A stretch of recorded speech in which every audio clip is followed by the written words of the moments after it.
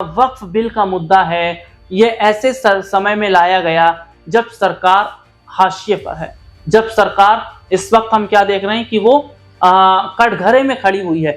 यानी कि सीधे सीधे तौर पर एक चीज को समझिएगा कि आप 2014 से लगाकर देख लीजिए, 2014 में जब सरकार बनी तो देखिए पूरी बहुमत के साथ बनी, उस दौरान आप वक्फ बिल लेकर नहीं आए।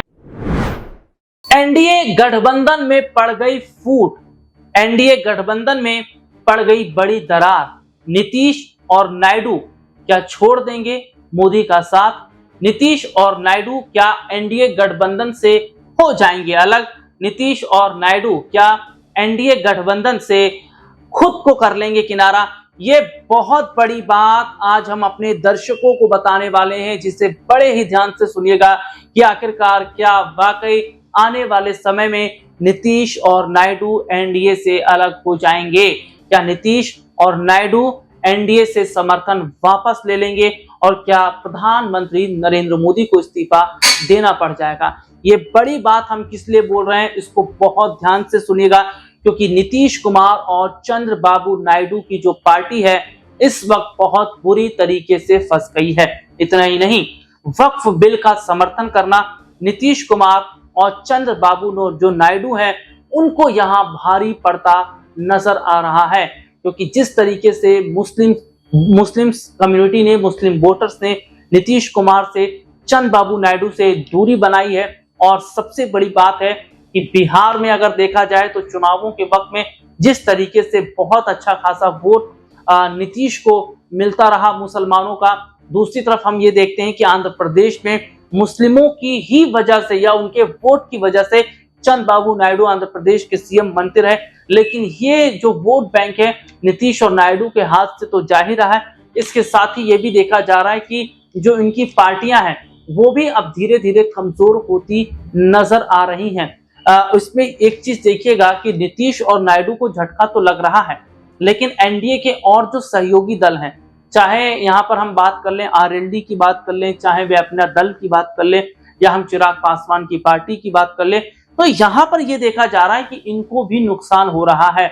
आरएलडी से कुछ मुस्लिम चेहरे उन्होंने पार्टी से इस्तीफा दिया, चिराग पासवान की पार्टी से इस्तीफा मुस्लिम चेहरों ने दिया है। दूसरी तरफ हम देख रहे हैं कि भैया जो अनुप्रिया पटेल है वो भी कहीं ना कहीं नाराज दिखाई दे रही है। तो ऐसे में जो स्थिति इस वक्त बनी है वो साफ तौर पर यह बता रही है कि क्या जो वक्फ बिल का मुद्दा है ये ऐसे समय में लाया गया जब सरकार हाशिए पर है, जब सरकार इस वक्त हम क्या देख रहे हैं कि वो कटघरे में खड़ी हुई है। यानी कि सीधे सीधे तौर पर एक चीज को समझिएगा कि आप 2014 से लगाकर देख लीजिए, 2014 में जब सरकार बनी तो देखिए पूरी बहुमत के साथ बनी, उस दौरान आप वक्फ बिल लेकर नहीं आए। 14 के बाद आप 19 में देख लीजिए, उस दौरान भी हम देखते हैं कि कोई चर्चा वक्फ बिल पर सरकार नहीं कर रही थी। लेकिन 19 के बाद में इन्होंने शुरुआत की, और सबसे बड़ी बात है कि ये सरकार जानती है कि इस वक्त उनकी हालत खराब है, नीतीश और नायडू के कंधे पर सरकार चल रही है, लेकिन फिर भी वक्फ बिल वो लेकर आई। जो वक्फ बिल वो लेकर आई, क्या ये बीजेपी की एक बड़ी पॉलिसी है? देखिए, इससे बीजेपी को कोई नुकसान नहीं होगा, क्योंकि भारतीय जनता पार्टी इस बात को बेहतर तरीके से समझती है कि उसे हिंदुओं का ही सबसे ज्यादा वोट मिलता है, और या हिंदुओं में ही अगर बात कर ले, जो तमाम और कम्युनिटी है सबका वोट मिलता है, लेकिन मुसलमानों का वोट उन्हें नहीं मिलता। लेकिन क्या जो उनके सहयोगी दल है उन्हें जो ये वोट मिलता है, क्या उनके वोट बैंक को गिराने का ये काम किया गया है? और सबसे बड़ी बात एक चीज को देखिएगा कि नीतीश नायडू आज भले ही एक लालच की वजह से एनडीए के साथ हैं, लेकिन आने वाले वक्त में क्या आने वाले वक्त में नीतीश और नायडू अपने दम पर अगर चुनाव लड़ते हैं तो उनका वही जनाधार रहेगा जो पहले हुआ करता था।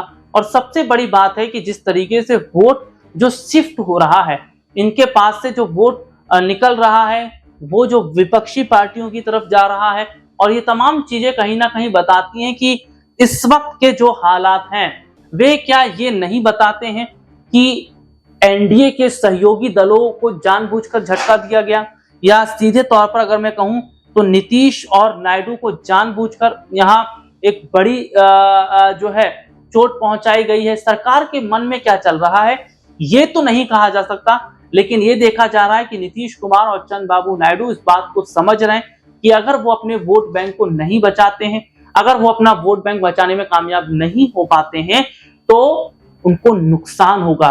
उनकी पार्टियां जो है वो सिमटती नजर आएंगी। बीजेपी क्या है, वो एक राष्ट्रीय पार्टी है, लेकिन चंद्रबाबू नायडू की पार्टी जो टीडीपी है वो क्षेत्रीय पार्टी है।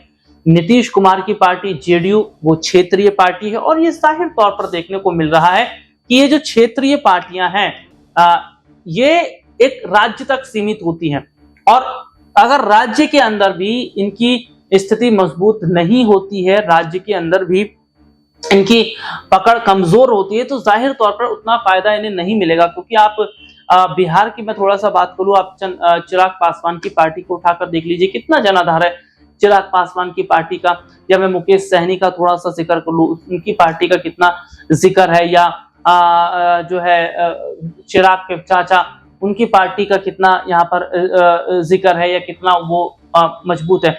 तो ये देखा जाता है कि जब आपके हाथ से वोट बैंक निकल जाता है तो पार्टी का स्तर खराब हो जाता है, या पार्टी के स्तर खत्म हो जाता है। तो फिलहाल मौजूदा समय के अंदर नीतीश और जो चंद्रबाबू नायडू का यहाँ पर हम जिक्र कर रहे हैं, तो नीतीश कुमार और चंद्रबाबू नायडू क्या अपनी पार्टी को बचाने के लिए, क्या अपने वोट बैंक को बचाने के लिए ये एनडीए का साथ छोड़ देंगे? और सबसे बड़ी बात ये है कि क्या वाकई बहुत बड़ी गलती इन्होंने वक्फ बिल के समर्थन को लेकर की? हालांकि इसमें देखा जा रहा है कि जो वोट की अगर हम यहाँ पर बात कर लेते हैं, तो जो इनको वोट अभी तक मिलता आ रहा है वो भी कहीं ना कहीं बहुत बड़ी बात यहाँ पर रही है।